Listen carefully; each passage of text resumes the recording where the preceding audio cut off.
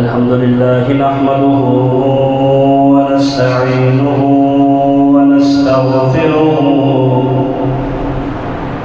ونستغفره ونؤمن به ونتوكل عليه ونعوذ بالله من شرور أنفسنا ومن سيئات أعمالنا من يهده فلا مضل له ومن يضلله فلا هادي له واشهد ان لا اله الا الله وحده بوحدة موحدا بوحدة موحدا وحيدا وأحدا بلا مدد وجدد ونصب ووصف في الكمال لا شريك له ولا نظير له ولا مثل له ولا مثال له قال الله تبارك وتعالى في القرآن المجيد من ذا الذي يقرض الله قرضا حسنا آمنت بالله صدق الله العظيم وصدق رسوله النبي الكريم ببركته إن الله وملائكته يصلون على النبي يا أيها الذين آمنوا صلوا عليه وسلموا تسليما صلاة والسلام عليك يا سيدي يا رسول الله الصلاة والسلام عليك يا سيدي يا حبيب الله الصلاة والسلام عليك يا سيدي يا نبي الله وعلى آلك وأصحابك يا نور الله نبی کریم علیہ السلام نے ارشاد فرمایا کہ جو دن بھر میں مجھ پر 1000 مرتبہ درود پاک پڑھتا ہے تو وہ تب تک مرے گا نہیں جب تک کہ جنت کے اندر اپنا مقام نہ دیکھ لے۔ لیکن اگلی جو حدیث ہے نا، وہ جتنی اس کی طاقت ہے نا اتنا بھی ڈر بھی لگتا ہے۔ فضائل تو اس کے بڑے، اس میں کوئی شک نہیں ہے، لیکن ڈر زیادہ اس لیے لگتا ہے کہ سرکار دو جہاں صلی اللہ علیہ وسلم نے ارشاد فرمایا کہ بدبخت ہے وہ شخص کہ جس کے سامنے میرا ذکر لیا جائے یا میرا ذکر ہو، میرا نام لیا جائے اور پھر بھی مجھ پہ درود نہ پڑے، تو یہ بدبخت قسم کا انسان ہے۔ اب آپ خود دیکھ لیں، ہم بیٹھے مسجد میں ہیں لیکن میں نے درود پاک پڑھا تو کئی ساری زبانیں خاموش تھیں۔ اسی لیے میں نے پہلے بات کی ہے کہ ڈر بھی لگتا ہے۔ فرمایا اس سے بڑا بدبخت ہے ہی کوئی نہیں کہ جس کے سامنے میرا ذکر ہو اور وہ مجھ پر درود پاک نہ پڑھے۔ تو پھر ایک اور جگہ پر فرمایا کہ لیس عبدی یصلی علی الا بلغنی صوتہ حیث کان۔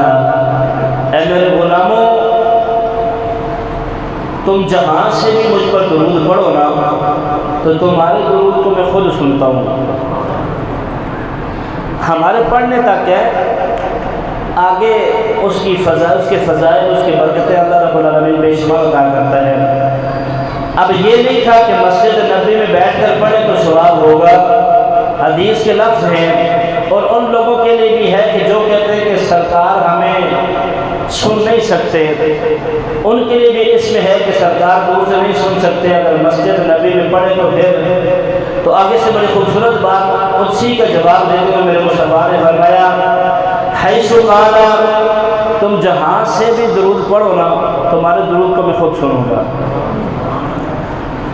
حیث کان، جہاں سے بھی پڑھو، جہاں سے بھی، وہ مسجد نبی میں پڑھو یا مسجد سادہ سے پڑھو۔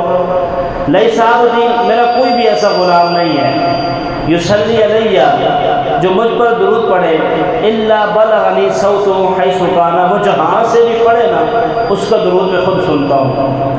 پھر سرکار نے فرمایا اب سوال پیدا ہوتا ہے کہ درود کتنا پڑھنا چاہیے. سوال یہ پیدا ہوتا ہے کیٹیگریز اس کی کیا کتنا پڑھنا چاہیے. یہ بھی میں آپ کو حدیث کے روشنی میں عرض کرنا چاہتا ہوں.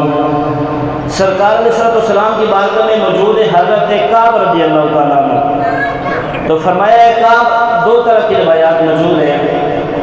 ایک کہ میرے مصطفیٰ نے خود استفسار فرمایا پوچھا, اور دوسرا یہ کہ انہوں نے بتایا کہ میں اس طرح پڑھتا ہوں.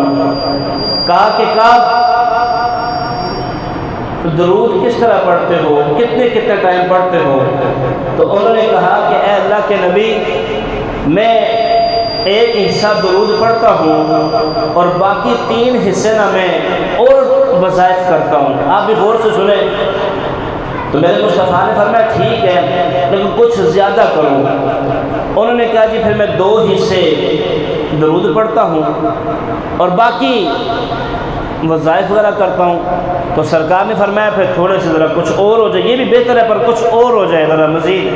تو انہوں نے کہا جی پھر 3 حصے میں درود پڑھوں گا اور باقی جو 1 حصہ ہے اس میں پھر اوراد و وظائف. تو سرکار نے فرمایا اچھا تو یہ بھی ہے لیکن مزید کچھ ہو جائے. پھر انہوں نے کہا کہ اللہ کے نبی میں سارا ٹائم درود ہی پڑھتا رہوں گا. میرے مصطفیٰ کریم مسکرائے. تو ہمیں بھی درود پڑھنا چاہیے بلکہ مل کر پڑھیں صلاۃ و سلام علیک یا سیدی یا رسول اللہ وعلی آلک و اصحابک یا سیدی یا حبیب اللہ. مسجد میں جب بھی تشریف لائیں تو اعتکاف کے لیے فرما لیا کریں. نبی تو سنت اعتکاف. حضرات عظیم و تشم, اللہ پاک کا شکر ہے کہ جمعے جیسا دن بھی عطا فرمایا اور آج کی رات انتہائی اہم رات ہے. بعض کھٹملوں کا کام ہوتا ہے چاہے وہ جہاں پہ سے بھی بولیں, ان کا دیگرا کام ہے اور اتریں گے کہ قرآن پاک میں واضح فرمایا کہ جو اللہ کی عبادت سے روکتے ہیں نا ان سے بڑا جاہل ہے ہی کوئی نہیں. جو اللہ کی عبادت کرنے سے, کافروں کا کیا کام تھا کہ وہ مسلمانوں کو, وہ جو تھے نا مسلمان کو چھبی تو وہ نا جو کچے پکے جیسے کہ ان کو مال دے کر کہتے تھے کہ نہیں تم مسجد میں نہ جاؤ میں تمہیں مال دیتا ہوں. تو یہ وہ مسلمانوں کو روکتے تھے اپنا مال لگا کر کہ نہیں تم نے کیا کرنا ہے, عبادت کر کے چھوڑو, یہ کچھ بھی نہیں اپنا. اور آج بھی آپ کو کئی کھٹمل مل جائیں گے جب آتا ہے کیا نام ہے ربیع الاول تو ان کا کام ہوتا ہے بولنا جی. پھر جب ایسے کرتے شب برات آئی ہے, یہ جی کہاں سے ثابت ہے نہیں ثابت, وہ تو انشاءاللہ میں رات کو عرض کروں گا. اور پھر جب آتی ہے ایسی راتیں آتی ہیں نہیں جی یہ کیا ہے, وہ اللہ کے بندہ عبادت کرتے ہیں اور عبادت کے لیے ضروری ہے کہ ہم عبادت کریں, اللہ کو راضی کرنے کے لیے ہم عبادت کرتے ہیں. بلکہ لوگوں کی باتوں پر آپ نہ جائیں, یہ کافروں مشرکوں منافقوں کا کام ہوتا ہے کہ اللہ کے ذکر سے لوگوں کو روکا جائے. حضرات عظیم و تشم, رمضان کی آمد ہے. اگلا مہینہ جو ہے وہ جمعہ انشاءاللہ استقبال رمضان پر میں عرض کروں گا. میں نے جو آپ کے سامنے آیت کریمہ پڑھنے کا شرف حاصل کیا نا وہ ہے کہ اللہ رب العالمین اپنے لریب کتاب کے اندر ارشاد فرماتا ہے کہ من ذا الذی یقرض اللہ قرضا حسنا, کہ کون ہے جو اللہ کو قرض حسنا دے. آج کا جمعہ دینے کا نہیں لینے کا ہے, قرض کے حوالے سے صدقے کے حوالے سے آپ نے غور سے سننا ہے انشاءاللہ تاکہ آپ کا صدقہ ضائع نہ ہو جائے. اور کہتے ہیں کہ مال جمع کرتے رہنا. کہتے ہیں کہ بادشاہ تھا, اس نے نا عجیب سی شرط لگائی ہوئی تھی کہ سب سے بے وقوف سے بندے کو ڈھونڈ کے لاؤ, جو سب سے بے وقوف ہو, سب سے زیادہ اس کو لاؤ. آتے رہے بے وقوف ڈھونڈ کر لاتے رہے تو بادشاہ اس کو تحفے دیتا تھا. ایک بندہ مل گیا جو سب سے زیادہ بے وقوف تھا پورے ملک کے اندر میں, بڑا ہی بے وقوف آدمی تھا, بڑا بے وقوف. اچھا اس کو پکڑ کے لایا گیا تو بادشاہ نے کہا یہ سب سے بڑا بے وقوف ہے. اس نے کہا یہ سب سے بڑا بے وقوف ہے. بادشاہ نے اس کو اپنی مالا دی, جواہرات وغیرہ سونے والے جو بھی مالا تھی, بادشاہ نے اس کو پہنائی اور پہنانے کے بعد وہ چلا گیا. کچھ عرصہ گزرا تو بادشاہ بڑی تکلیف میں, بڑا بیمار, مرگ الموت کے قریب ہو گیا وہ. تو اس بے وقوف کو پتہ چلا کہ بادشاہ سلامت کا آخری وقت ہے تو میں بھی جا کے بادشاہ سلامت کی تیمارداری کر رہا ہوں. اب وہ چلتا پتہ چلا تو بادشاہ سلامت کے پاس آ گیا. کہا جی بادشاہ سلامت میں سب سے بڑا بے وقوف تو میں ہوں, آپ نے مجھے تحفے بھی دیے تھے. بادشاہ سلامت آپ کہاں جا رہے ہیں؟ تو انہوں نے کہا جی یار تو ہے بے وقوف، لیکن میں دوسری دنیا میں جا رہا ہوں، اگلے جہاں میں جا رہا ہوں۔ اس نے کہا بادشاہ سلامت میں ہوں تو بے وقوف، پہلے مجھے یہ تو بتائیں کہ آپ نے وہاں پر کوئی اپنی کوٹھی، کوئی محلات، کوئی شان و شوکت والا محل تیار کیا ہے؟ اب بادشاہ کے لیے سوال تو بڑا ایک عقل مندی والا تھا۔ بادشاہ تھوڑا سا گھبرا گیا، اس نے کہا یہ تو میں نے کبھی سوچا ہی نہیں ہے۔ اس نے کہا جی بادشاہ صاحب یہاں پر آپ کا اتنا بڑا محل ہے، بڑی شان و شوکت، بڑا کچھ ہے، تو وہاں پر بادشاہ نے کہا نہیں میں تو وہاں کو نہیں تیار کیا۔ پھر اس نے کہا بادشاہ سلامت میں دوسرا سوال آپ سے پوچھے اجازت ہے؟ تو کہا ہاں جی پوچھو، تمہارا حق ہے۔ کہا جی بادشاہ سلامت میں یہاں آیا تو آپ کے نوکر چاکر اتنے کچھ آگے ملازم، تو وہاں بھی کوئی آپ نے ملازم وغیرہ رکھے ہیں، کوئی نوکر چاکر وہاں بھی کوئی رکھے؟ پھر بادشاہ کو دھچکا لگا، بادشاہ نے کہا یہ پھر اس نے بادشاہ پھر پریشان۔ پھر اس نے کہا بادشاہ سلامت آپ کے پاس یہاں پر بڑی دولت ہے، بڑی دولت، اب میں بے وقوف سے انسان ہوں لیکن چلے میں پوچھ لیتا ہوں وہاں پر بھی آپ نے کوئی دولت بھیجی ہے کچھ وہاں پر بھی؟ اس نے کہا نہیں۔ تو کہا جی بے وقوف پھر میں نہیں، بے وقوف تم ہو، بے وقوف میں نہیں، بے وقوف۔ اس نے اپنے وہ جو مالا تھی اتاری اور بادشاہ کے گلے میں پہنا دی۔ اس نے کہا سب سے بڑے بے وقوف تو تم ہو، تم نے یہاں تو سب کچھ کیا ہے، نوکر چاکر بنگلے ہر چیز ہے، آخرت کی تیاری کے لیے تم نے کیا کیا ہے؟ تو ہمیں بھی غور کرنا چاہیے۔ پھر اچھا مزے کی بات میں انشاءاللہ آگے عرض کروں گا، امیر جو تو نا امیر خوش نہ ہوا کریں، خوش نہ ہوا کریں۔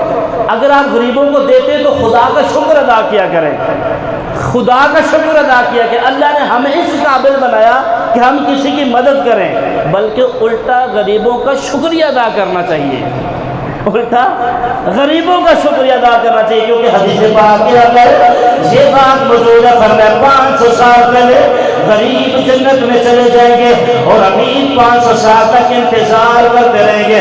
غریب پہلے چلے جائیں گے اور جب امیر جائیں گے امیروں سے مال کا حساب ہوگا، غریبوں سے ان کی صحت کے بارے میں پوچھا جائے گا۔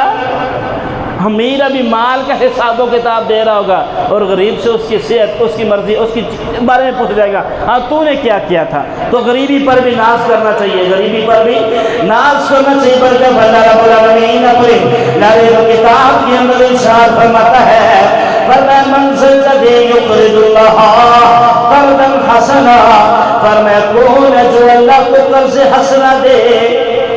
اب سوال یہ پیدا ہوتا ہے قرض کا لفظ کیوں کہا گیا؟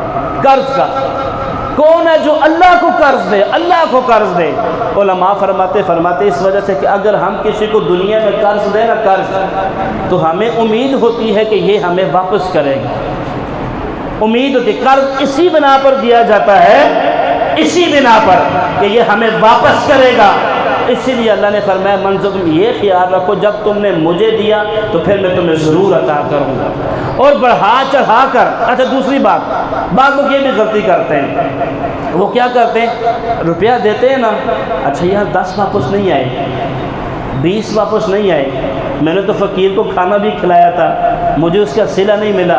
اللہ کے بندے جنت میں آخرت میں بھی تو مل سکتا ہے نا، شاید ہو سکتا ہے آپ گھر سے گاڑی پر نکلے ہو، آپ کا ایکسیڈنٹ ہونے والا ہو، اللہ نہ کرے، اگر ہونے والا تو اسی صدقے نے آپ کو بچا لیا ہو سکتا ہے آپ کا بچہ گرا ہو تو فرشتوں نے اس کے نیچے اپنے پر بچھا لیے ہو سکتا ہے کچھ بھی ہو سکتا ہے، لیکن ضروری نہیں کہ وہی تم نے 10 لیا تو 20 سے ملے گا۔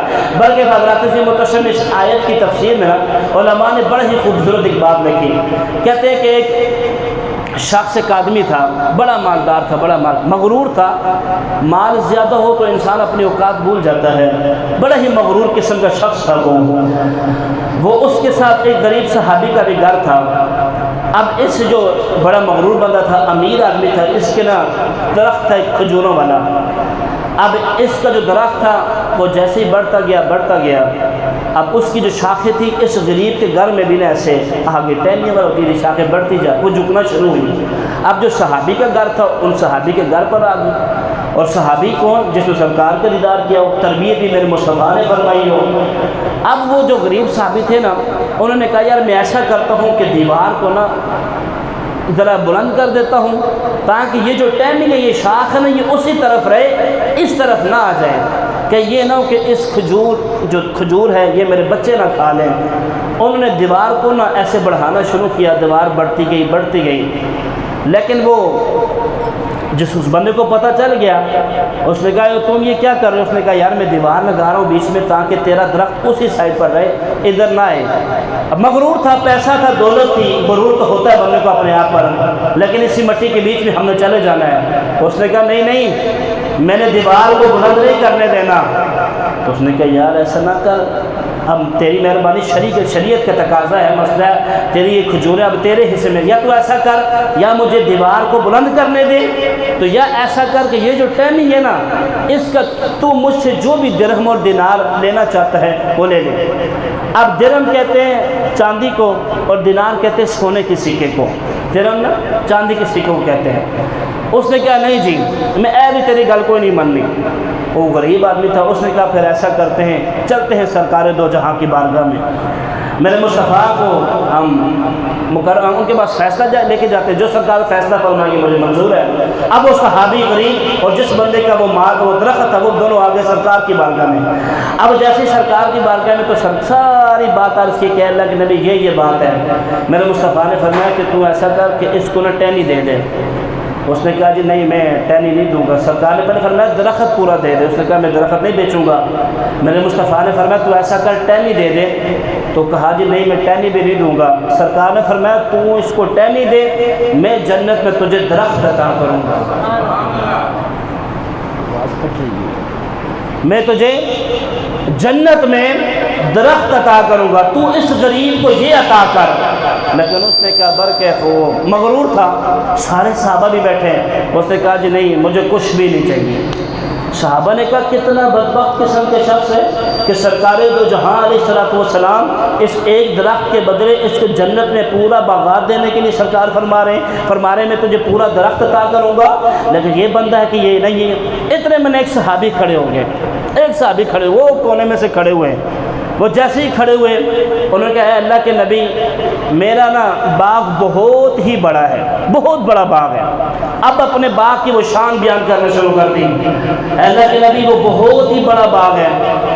اچھا اے اللہ کے نبی اس کے اندر کئی 100 درخت لگے ہوئے کھجوریں کی، اور کھجور بھی پکی ہوئی ہے۔ بے شک آپ کسی بھی صاحب مجلس محفل کے اندر جتنے بھی صاحب ہیں کسی سے پوچھیں کہ میرے باغ کی کھجور کتنی میٹھی ہوتی ہے۔ اچھا اے اللہ کے نبی اس کے اندر ایک میٹھے پانی کا کنواں بھی ہے اس باغ کے اندر۔ میرے نبی نے فرمایا تو مجھے یہ باتیں کیوں بیان کر رہا ہے، کیوں بتا رہا ہے؟ کہنے لگا اللہ کے نبی جو سودا آپ نے اس سے کیا ہے نا وہ سودا میرے ساتھ ہے، میں اپنا وہ سارا باغ دینے کے لیے تیار ہوں، بس اللہ کے نبی مجھے اب جنت میں وہ ایک درخت خرید کر دے، یہ ہے بس۔ یہ کہنے کی دیر تھی۔ وہ بندہ جو تھا وہ مغروری قسم کا، اس نے کہا وہ دیکھو، ابو صحابی کے نام تھا ابو دحدہ رضی اللہ تعالیٰ عنہ، کہا دیکھو دحدہ کو کیا ہو گیا، اس کا باغ کتنا مشہور ہے۔ اس نے کہا جو بھی ہے میں اپنے ہوش و حواس میں کہتا ہوں کہ اے اللہ کے نبی مجھے آپ جنت میں ایک درخت دے دیں، اس کے بدلے میں دحدہ کا سارا باغ میں اس بندے کو دیتا ہوں۔ بلند آواز سے بولیں۔ اب یہ وہ ہیں جنہوں نے آخرت کے لیے وہ بادشاہ والی بات اپنے ذہن میں ساتھ رکھیے گا۔ اب اتنا کہنے کے لیے کہ میرے مصطفیٰ نے فرمایا ٹھیک ہے، ان ابو دحدہ رضی اللہ تعالیٰ عنہ چلے، بڑے خوش کیونکہ اللہ کی راہ میں مار دے دیا۔ اب گھر کے باہر گئے، گھر جا کے دستک دی، اندر سے ام دحدہ رضی اللہ تعالیٰ عنہ کی آواز آئی، کہا اے ام دحدہ بچوں کو لے کر باہر رہ جاؤ۔ کہا ہم کیوں باہر رہے، باقی بھی ہمارا ہے، اس میں جو کھجوریں ہیں وہ بھی ہماری ہیں، ہم ہی اس گھر کے اندر موجود ہیں۔ فرمایا دحدہ نہیں، یہ مال ہم نے جناب والا یہ باغ سارا کسی نے مجھ سے لے لیا ہے۔ ام دحدہ نے کہا کس کی اتنی جرت ہے کہ ہمارے باغ کی طرف آنکھ اٹھا کر دیکھے؟ فرمایا دحدہ یہ مال میں نے اللہ کے سپرد کر دیا ہے، یہ مال یہ باغ میں نے اللہ کے ہاں سپرد کر دیا ہے۔ قربان جو ام دحدہ رضی اللہ تعالیٰ عنہ کی شان پر کہتی ہے ٹھیک ہے تم نے بڑا ہی اچھا سودا کیا ہے، اپنے بچے کو لیا، ساتھ لے کر آ گئی، بچے کے جناب والا جیل میں بھی ہاتھ ڈالا، کوئی کھجور تو باقی نہیں ہے۔ دوسرے ایک بچے کے لیے جناب والا جیل کے اندر 2 کھجوریں تھی، نکال کر وہ بھی باغ میں رکھ دی۔ کہا بیٹا یہ اب نہیں، یہ اللہ کا باغ ہے، یہ اللہ کا باغ ہے۔ فرمایا پھر یہ آیت نازل ہوئی، اتنی خوشی میں اللہ رب العالمین نے حضرت جبریل کو یہ آیت کا پیغام لے کر سرکار دو جہاں صلی اللہ علیہ وسلم کی طرف بھیجا، کہا منزل الذی یقرض اللہ قرضا حسنا فیضاعف له اضعافا کثیرا۔ فرمایا کون ہے جو اللہ کو قرض دے، کون ہے جو اللہ کو قرض دے، کون ہے جو اللہ کو قرض دے۔ اب میں آپ سے پوچھتا ہوں کون ہے جو اللہ کو قرض دے؟ پھر انہی لوگوں کے بارے میں فرمایا الذین ينفقون اموالهم باللیل والنہار سرا وعلانیۃ فلہم اجرهم عند ربهم۔ فرمایا یہی لوگ ہیں جو اللہ کے راستے میں مال کو خرچ کرتے ہیں، کبھی دن کی صورت میں، کبھی رات کی صورت میں، کبھی خوشی کی صورت میں، کبھی غم کی صورت میں۔ انہوں نے مال اپنے پاس نہیں رکھا، جب بھی دیا اللہ کی بارگاہ میں دیا، ورنہ جو میری بارگاہ میں فقط ایک درہم یا ایک روپیہ ایک بھی نیکی کرے گا۔ اب ہوتا یہ جو فقیر ہوتا ہے، کسان ہوتا ہے، حالانکہ وہ ایک دانہ بیچتا ہے، اس کے ذہن میں ہوتا ہے کہ اللہ مجھے پوری کی پوری مکئی عطا کرے گا، ایک پوری کی پوری گندم عطا کرے گا۔ فرمایا ہے کوئی جو اللہ کے راستے میں مال سمیت کر اپنے پاس نہیں رکھنا چاہیے، کیونکہ حدیث پاک کے اندر ہے، فرمایا جس نے مال کو جمع کیا قیامت کے دن یہی مال اس کے گلے کا توق بن جائے گا۔ اور میرے مصطفیٰ نے امیری نہیں مانگی بلکہ سرکار دو جہان غریبی مانگی ہے۔ میرے سرکار نے فرمایا یا اللہ میں بھوکا رہنا چاہتا ہوں، حالانکہ سرکار نے فرمایا میرے ایک ہاتھ میں سورج، میں چاہوں تو یہ احد پہاڑ اس کو اشارہ کروں تو یہ سونا بن جائے، میرے ساتھ چلنا شروع کر دے۔ فرمایا اللہ کو تو مجھے احد پہاڑ دینا تو میں اسے 3 دن کے اندر اللہ کی راہ میں دے، یہ تیری راہ میں دینا۔ تو اگر مجھے احد پہاڑ سونے کی یہ دینا تو میں اسے تیری بارگاہ یا اللہ تیری رضا میں، یا اللہ تیری رضا کے لیے میں اس کو تیری راہ میں یا اللہ صدقہ کرنے کے لیے تیار ہوں۔ سرکار نے فرمایا نہیں، میں نے اپنے پاس کچھ بھی نہیں رکھنا، کیونکہ قرآن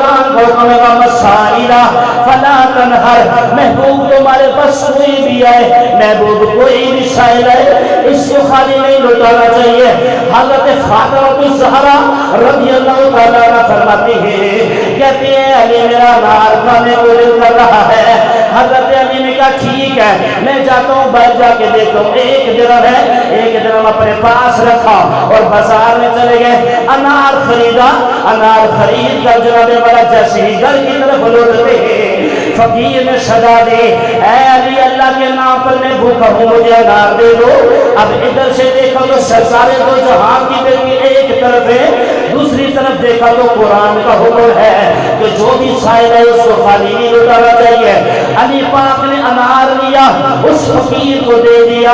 اب جیسے ہی فقیر انار لے کر چلا گیا، علی پاک گھر میں موجود ہے، واپس آئے گھر کے اندر داخل ہوئے، سامنے سیدۃ النساء فاطمہ الزہرا رضی اللہ تعالیٰ عنہ تشریف فرما ہے، مسکرا رہی ہیں علی پاک کو دیکھ کر۔ فرمایا علی مجھے پتا ہے تو انار صدقہ کر کے آیا ہے۔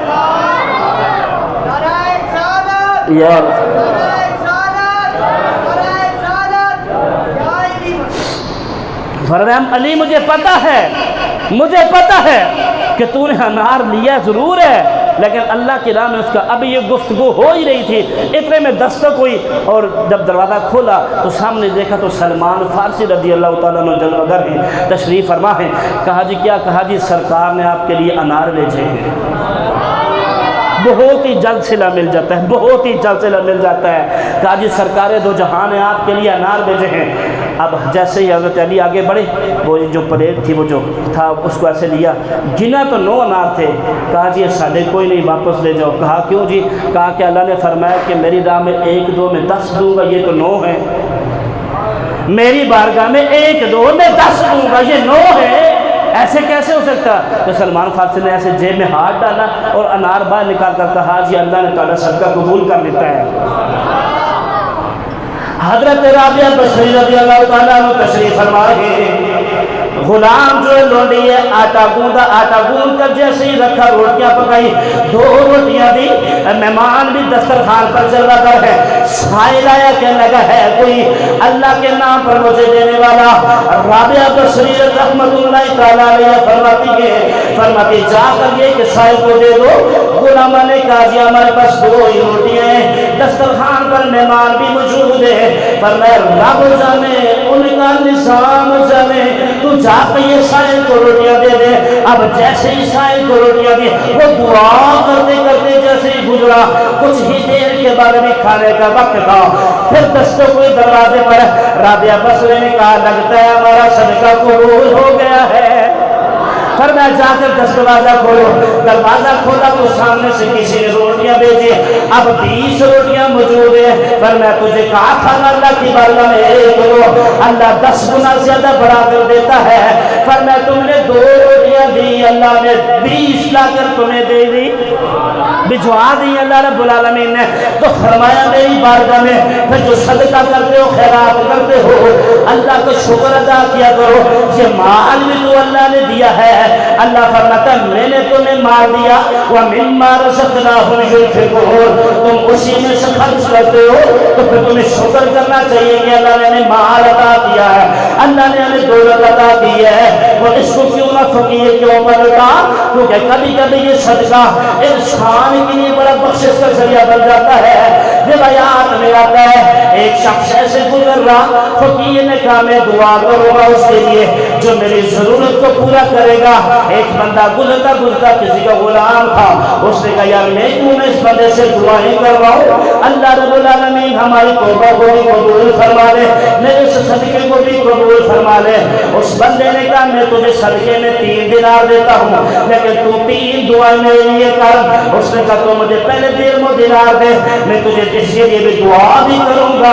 अब जैसे इस बंदे ने गुलाम ने उनको 1 जन्म दिया, कहा जी दुआ करो कि अल्लाह मुझे आजादी अता कर दे। उसने कहा दुआ की लाउल आलमीन, इसने मुझे 1 जन्म दिया तो इसको आजादी अता कर। फिर उसने दूसरा जन्म दिया, सिक्का दिया, कहा दुआ कर कि मेरा मालिक भी तौबा कर ले। उसने कहा दुआ की लाउल आलमीन, इसने मुझे दूसरा सिक्का भी दिया, इसके बदले में लाउल आलमीन इसके मालिक को तौबा की तौफीक दे दे। फिर उसने कहा जी तीसरा जैसे ही सिक्का दिया कि दुआ कर अल्लाह पाक सबकी बख्शिश और मग़फ़िरत फरमा दे। ये गुलाम जब चलता चलता अपने आका की बारगाह में गया, लेट आने की वजह से आका ने पूछा कि तू इस वक्त कहाँ था, क्यों लेट तकलीफ से आया है। इसने कहा जब रास्ते में मुझे फकीर मिल गया था, फकीर ने कहा मुझे दिरहम दो मैं तुम्हें दुआएं दूंगा। कहा फकीर ने क्या किया, तूने दुआओं के लिए कहा। उसने कहा मैंने फकीर को जब पहला दिरहम दिया, फकीर को मैंने कहा कि अल्लाह पाक इसके सदके से मुझे गुलामी से आज़ादी अता कर दे। वो जो आका था उसने कहा उस एक सिक्के की वजह से मैं तुझे आज़ाद करता हूँ।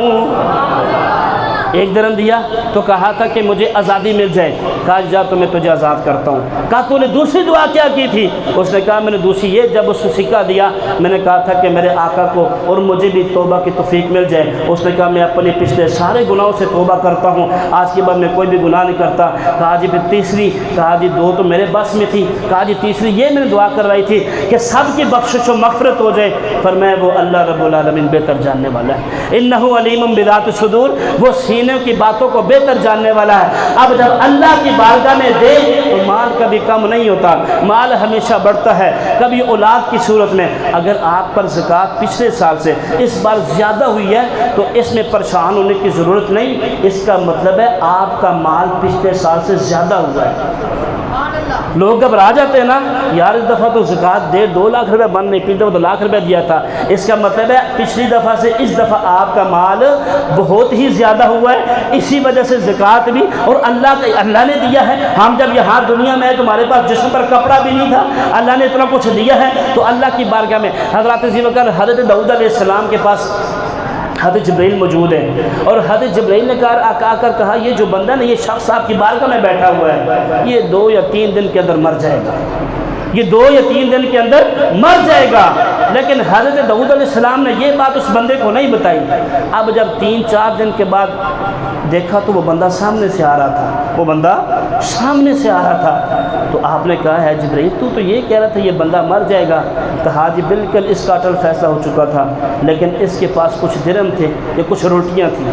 اب کیا ہوا، جیسے ہی اپنے گھر سے باہر نکلا تو آگے سے فقیر گزر رہا تھا، اس نے کہا کہ ہے کوئی جو مجھے اللہ کے نام پر صدقہ دے، روٹیاں دے، میں بھوکا ہوں۔ اللہ پاک اس کے ہر روٹی کے بدلے اس کی عمر میں اضافہ فرما دے۔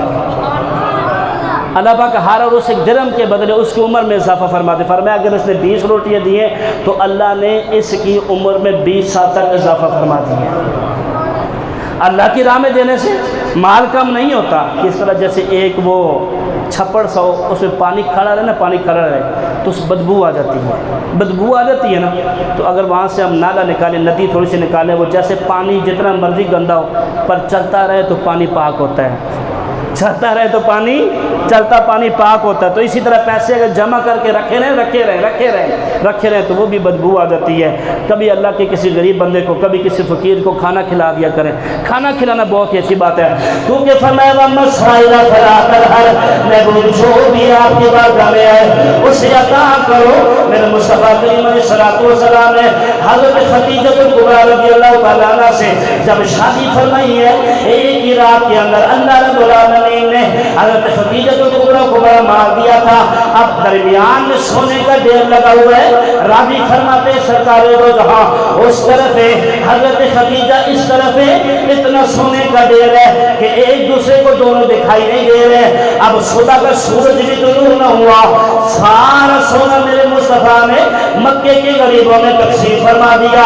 صفوان بن امیہ صبح مکے کی گلی سے گزرا، کہنے لگا اے محمد صلی اللہ علیہ وسلم بڑے امیر ہو چکے ہو۔ میرے مصطفیٰ نے فرمایا صفوان تیری بات کو میں سمجھا نہیں ہوں۔ کہا حضرت خدیجہ کبریٰ نے آپ کو 12,000 بکریاں دی ہے، رات کے اندر سونے کو اتنا ڈھیر بھی دیا ہے۔ فرمایا تو نے محمد کی امیری دیکھی نہیں ہے، جا یہ 12 کی 12,000 بکریاں میں تجھے دیتا ہوں۔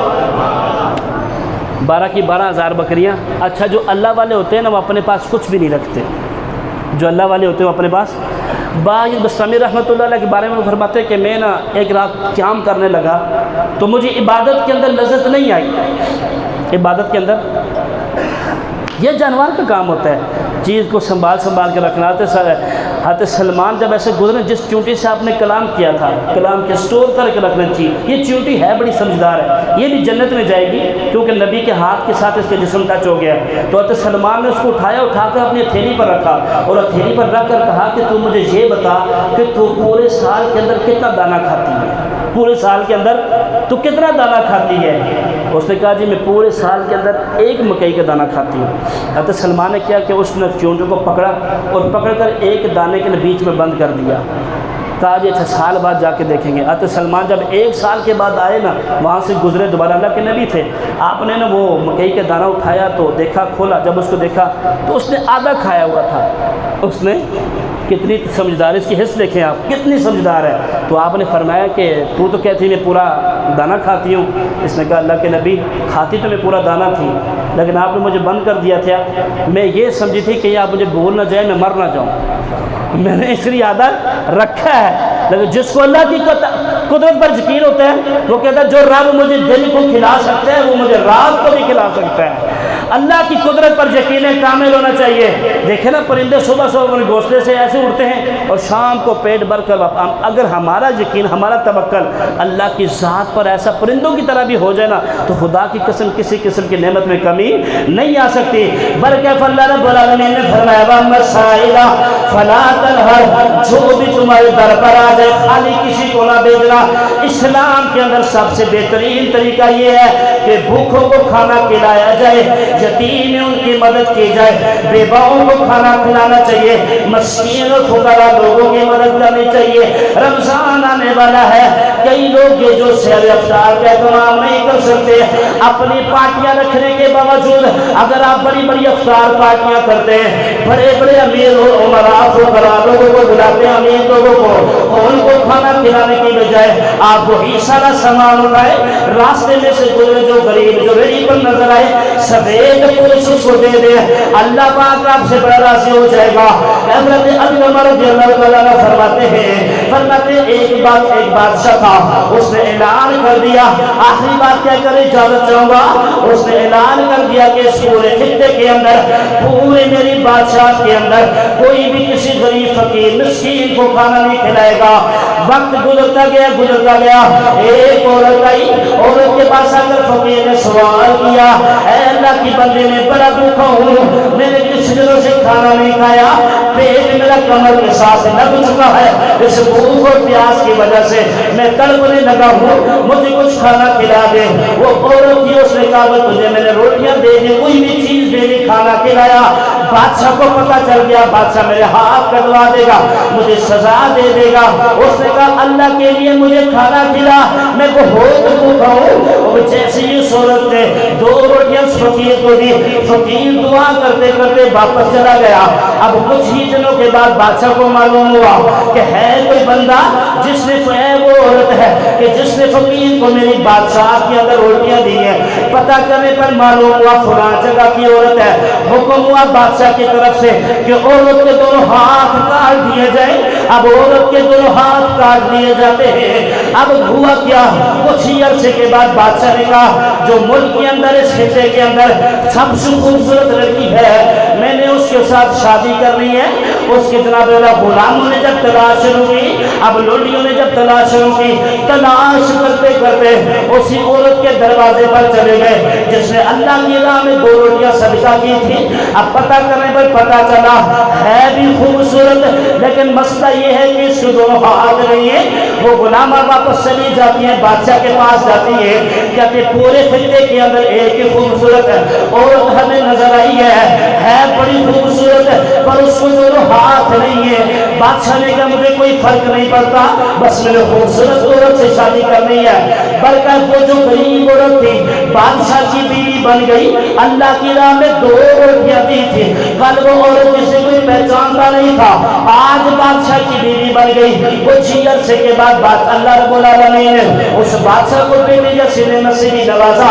अब बादशाह काम था, किसी काम की जिम्मेदारी वो बैठ गया काम की हालत से। अब कई दिनों तक वो बैठा, पीछे से उनकी बाकी बीवियों ने बड़ी जनाबे वाला में साजिश खेली कि क्यों ना इसके बारे में भी साजिश खेली जाए। उन्होंने बादशाह को खत लिखा कि वो जो तेरी मासूर बीवी है, इसके जनाबे वाला करतूत ठीक नहीं है, इसके फ़िअल ठीक नहीं है, इसकी हालत ठीक नहीं है, ये अच्छी औरत नहीं है। अब बादशाह ने बगैर तहकीक किए हुए, तहकीक करने के बगैर ही बादशाह ने हुक्म दिया को इसको घर से बाहर निकाला जाए। हज़रत अल्कमा रज़ियल्लाहु तआला अन्हु फरमाते ये बात हुई थी कि उसको पकड़ कर बाहर निकाल दिया गया, साथ उसके बच्चे को उसको सीने के साथ बांध दिया गया। अब बेबान जंगल के अंदर वो औरत जाती है, अब उसको भूख भी बड़ी लगी है, प्यास भी बड़ी लगी है, सामने चश्मे पे नजर पड़ी। अब हाथ तो थे नहीं, पानी किस तरह पिए। अब जैसे ही चश्मे की तरफ झुकी, अब जो बच्चा था वो नीचे चश्मे में गिर गया। पानी पीना तो दूर की बात है, एक चश्मो चराग जो था, एक आसरा था जमीन का, वो भी तालाब चश्मे के अंदर गिर गया। आसमान की तरफ अपना मुंह उठाया और मुंह उठाकर दुआ करने लगी, ऐ अल्लाह अगर जिंदगी में कभी कोई मेरे नेकी काम आई है, उसके सदके से मेरा बच्चा मुझे वापस लौटा दे। अभी उसके अल्फाज में मुकम्मल ना हुए थे कि जंगल की तरफ से 2 बंदे नमूदार हुए, आगे चलते चलते नूरानी चेहरे बने। उन्होंने कहा बीवी तुझे क्या मसला है, क्यों परेशान है? उसने कहा मेरे हाथ कोई नहीं है, मेरा बेटा इस तालाब के अंदर गिर गया है। उन दोनों ने एक एक बाजू जनाबे वाला बाजू से बच्चे को पकड़ा, तालाब से बाहर निकाला, बच्चा तालाब से बाहर सही सलामत निकल आया। उन्होंने कहा कोई और भी ख्वाहिश है, इसे भी बता दे। उसने कहा मेरी और कोई ख्वाहिश नहीं है, अल्लाह से दुआ करो मेरे हाथ भी वापस आ जाए। उन 2 बंदों ने दुआ के लिए हाथ उठाए, अभी दुआ मुकम्मल भी ना हुई थी कि दोनों हाथ वापस आ गए। उसने अपने बच्चे को सीने से लगाया। अब जैसे ही वो जाने लगे, उन बंदों ने कहा तो ये नहीं पूछती कि हम हैं कौन है? उसने कहा मैं क्यों नहीं पूछूंगी, तुमने मेरा जनाबे वाला सारी जिंदगी का सहारा, उसकी भी जान बचाई है, अल्लाह की बारगाह में दुआ भी की है, अल्लाह ने मुझे मेरे हाथ भी वापस कर दिए, पर मैं परेशान होने की जरूरत नहीं है। हम तेरी वही 2 रोटियां हैं जो तूने फकीर को सदका की थी। ہم تیری، یہ حضرت علقمہ رضی اللہ تعالیٰ عنہ بیان کر رہے ہیں، کہتے ہیں کہ ایک اور حضرت ابو ہریرہ سے روایت، آخری بات کیونکہ ابھی یہ رمضان کا مہینہ نا آنے والا ہے، تو صدقہ دل کھول کر دیں، خدا کی قسم اللہ پاک بڑا نوازے گا آپ کو۔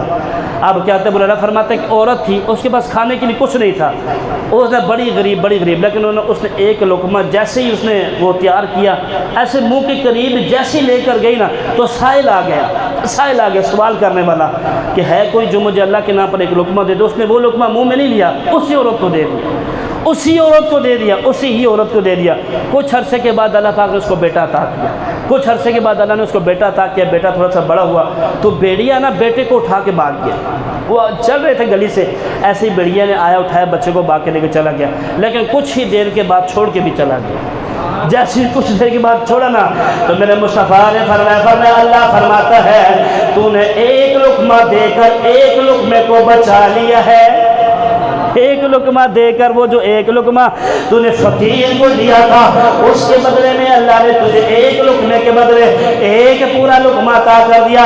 کہنے کا مقصد یہ ہے کہ زندگی کا کوئی پتہ نہیں ہے، کوئی ایسا کام کر دے کہ اللہ بھی راضی ہو جائے، اللہ کا رسول بھی راضی ہو جائے۔ کسی ایک ہی دعا ہماری تقدیر کو بدل سکتی ہے۔